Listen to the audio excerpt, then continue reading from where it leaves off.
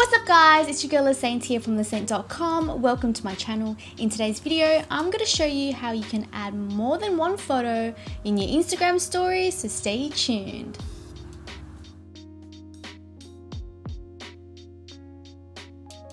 If you're new here, welcome. I make 2 videos a week. Well, I try to make 2 videos a week and I share tips, tricks and tutorials on how you can boost your Instagram game. So if you enjoy the video, make sure you give me a big thumbs up and don't forget to subscribe to this channel if you enjoyed the content. So without further ado, let's jump straight to the video. First of all, let's dive straight into our Instagram app and open up our stories. So once you have that open, take a quick photo. I'm just going to use my hand there. Take a photo and then go to that pen icon on top.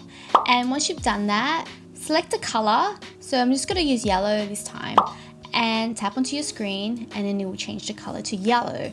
If you want to change it to any other colors, you can select the other colors.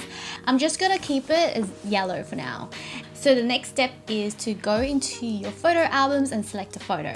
So I'm going to do that here. I'm going to select this photo, for example, and then go to the bottom left corner, select that and then copy it.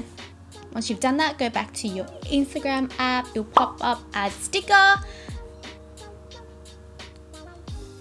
And then once you've done that, you can resize it if you wish and move it around.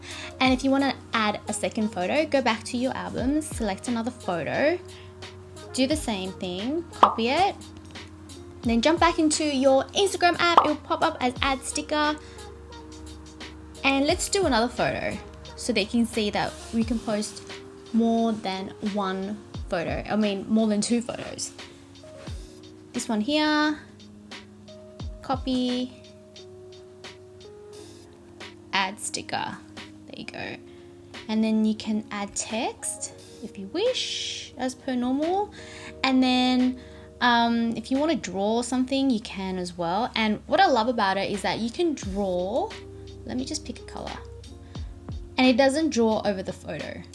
You see what I've done there? Alright. So that's the end of the tutorial. If this video has helped you, make sure you let me know in the comment section below. And if you have any questions for me, also let me know as well. But that's all from me for now, and I will see you on my next video.